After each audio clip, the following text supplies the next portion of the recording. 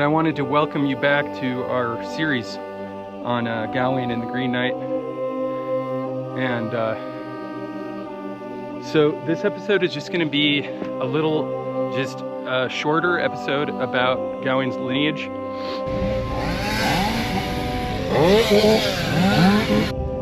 His patronage and his relationship to Arthur and the Round Table.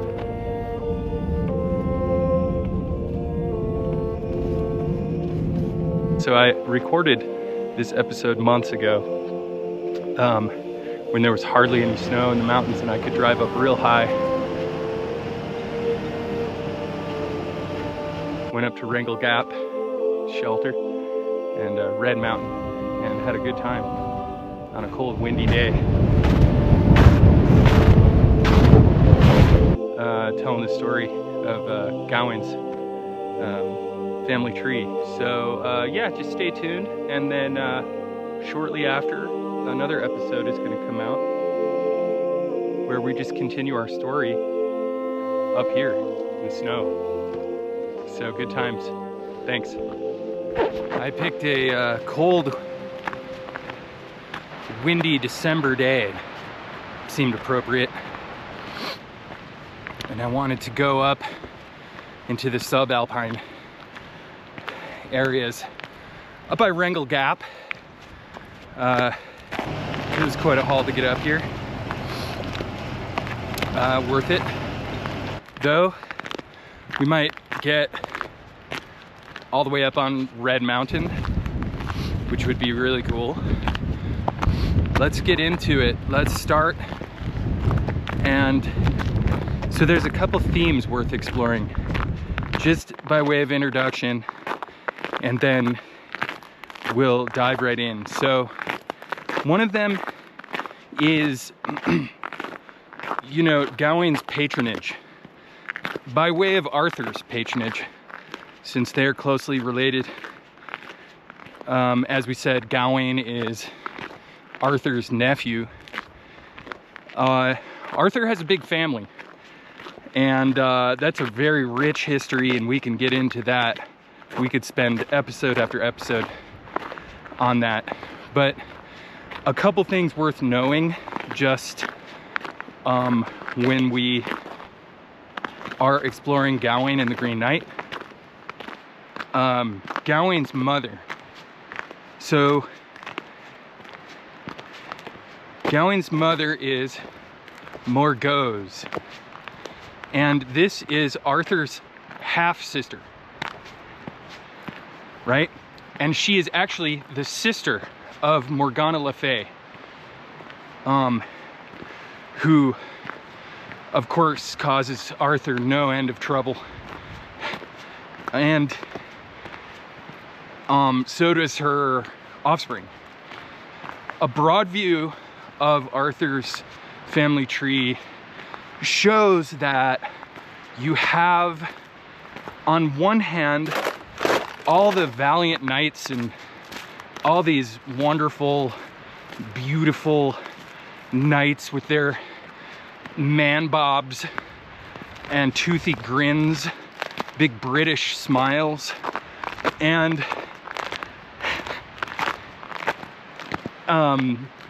stalwart fellows.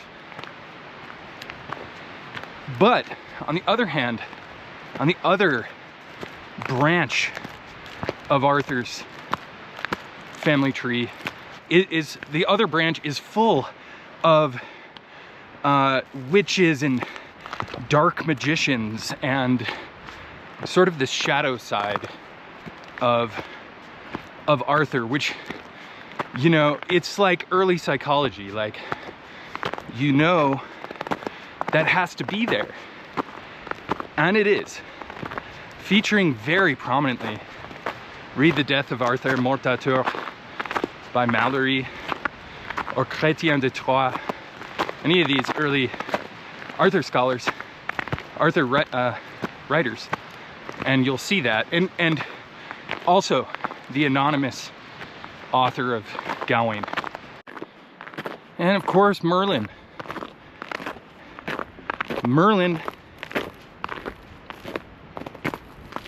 the shadowy man of the wilderness who's always mucking around in there trying to reconcile the two parts of Arthur's family tree. And it's so central to really all the stories and all the magic and all the mystery surrounding Arthur and the Round Table and all of these romances. Wouldn't be complete without the machinations of the supernatural and every plot twist. You know, you can expect that Merlin is behind it. The magical machinations of Merlin, always mucking around.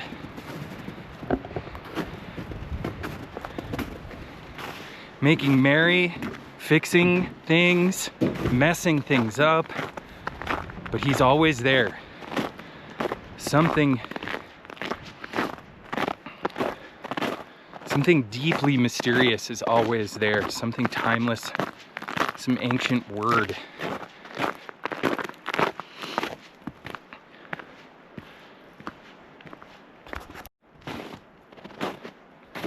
I mean, Merlin raised Arthur in his mountain auberge. So Arthur is every bit his kinsman as anyone else.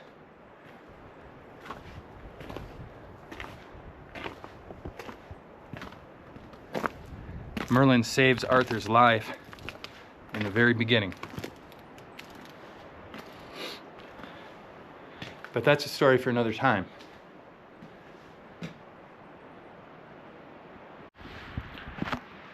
So on the other hand, you have this dark, more shadowy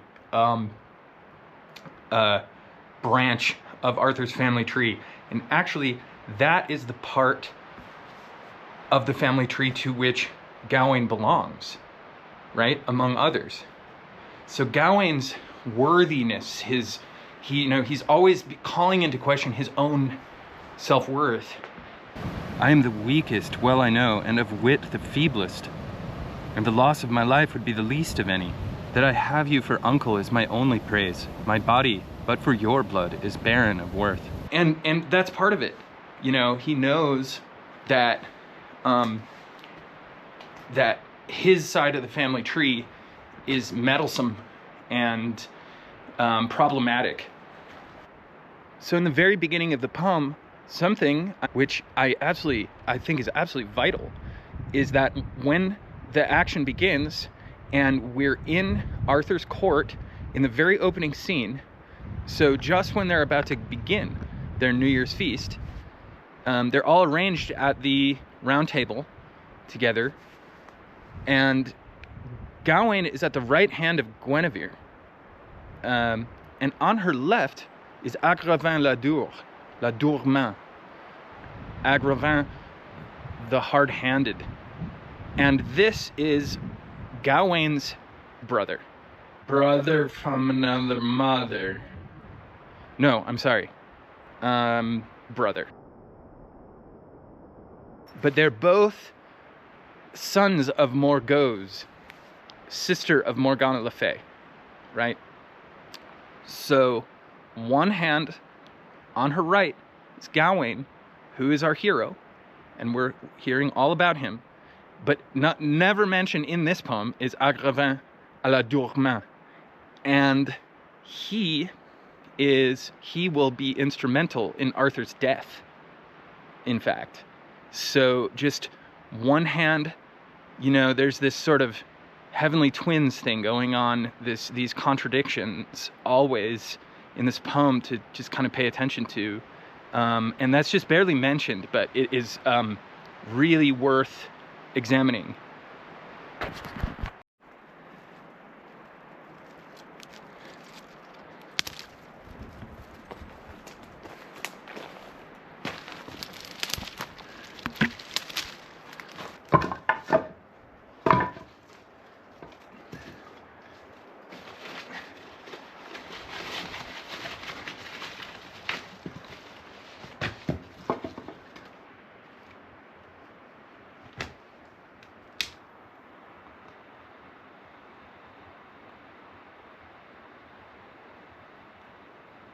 So where did we leave off in the story? So here's Arthur and Guinevere praying for their knight out there somewhere on Christmas. Gawain is drawn like a magnet, to the earth's lodestone, to this castle in the wilderness. And the wilderness king and the wilderness queen, the very wild, where a Green Knight must have come from, somewhere out there in the woods. So that portcullis slammed closed behind Gawain,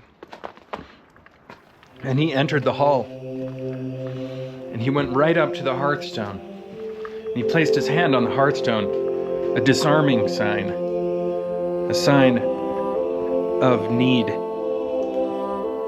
And for now, he is safe in that fastness.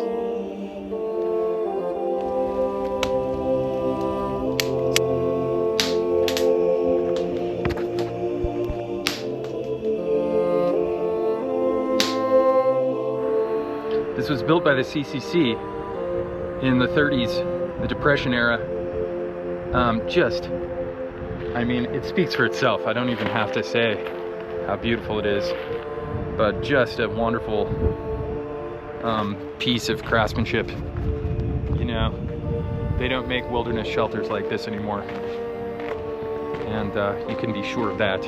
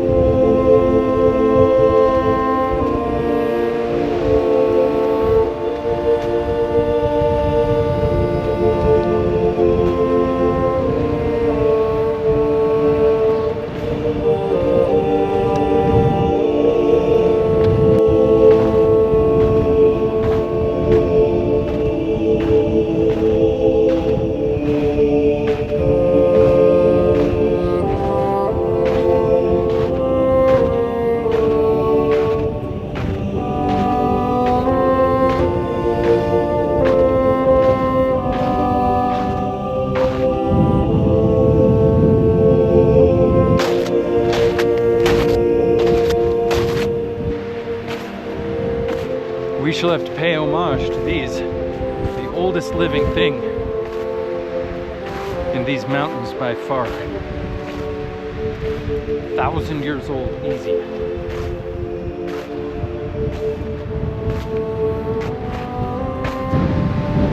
These trees were already 300 years old when the Gawain poet was writing our poem, and when Chaucer was writing Canterbury Tales.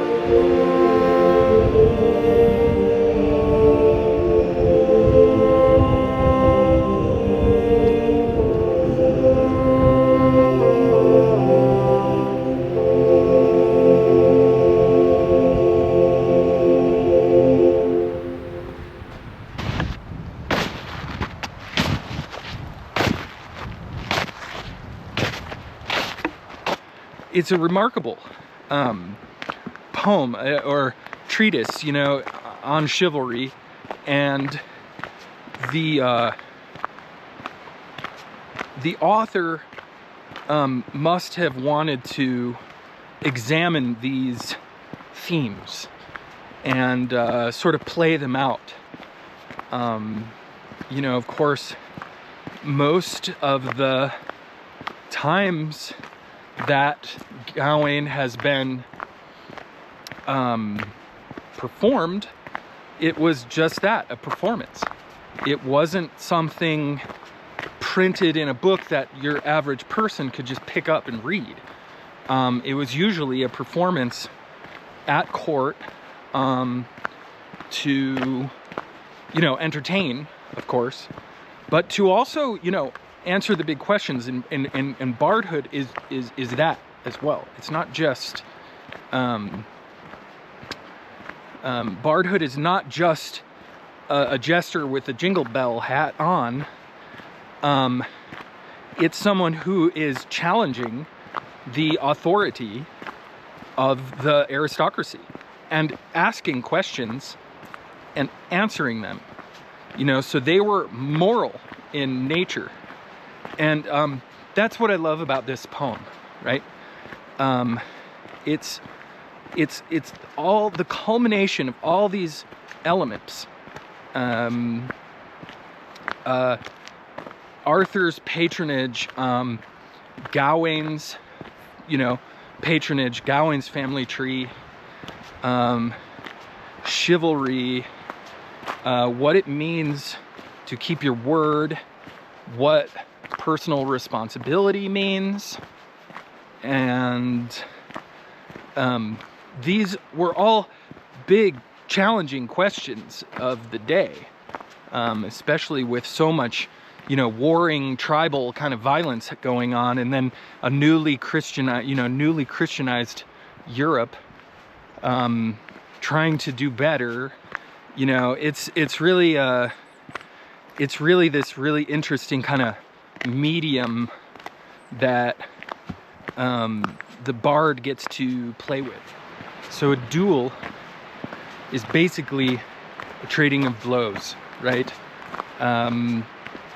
Loosely, I mean, it's different, of course, but it's like one of the ways in which conflict was, you know, settled in the deep past, and perhaps not so deep past as well.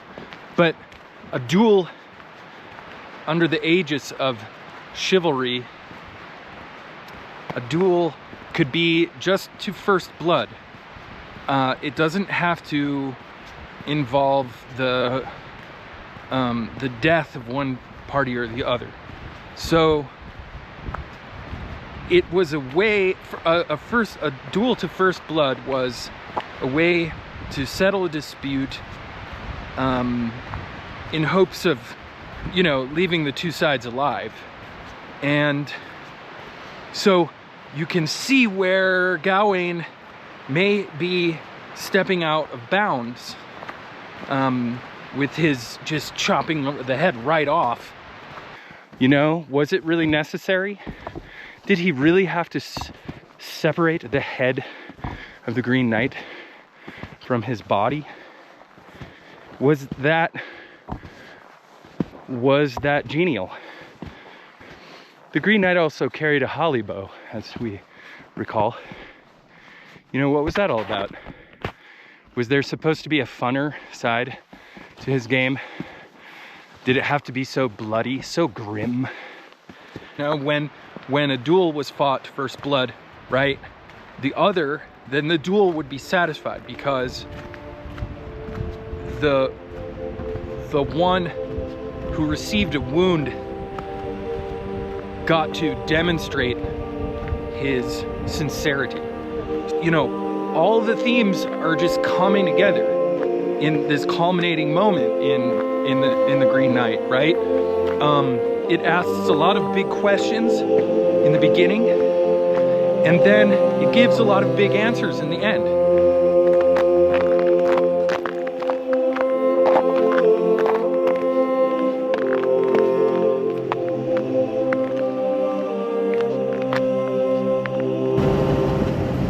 Hey, thanks for tuning in, Rogue Trotters, and stay tuned for the next episode.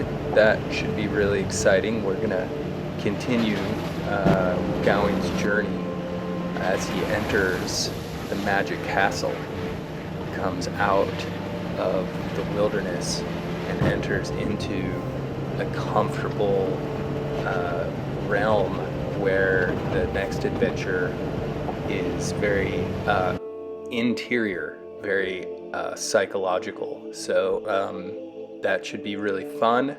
That is coming up really soon. We got plenty of snow in the coming months, so definitely got to record a lot of that way up high in the snow. Stay tuned for that, and until then, happy trails.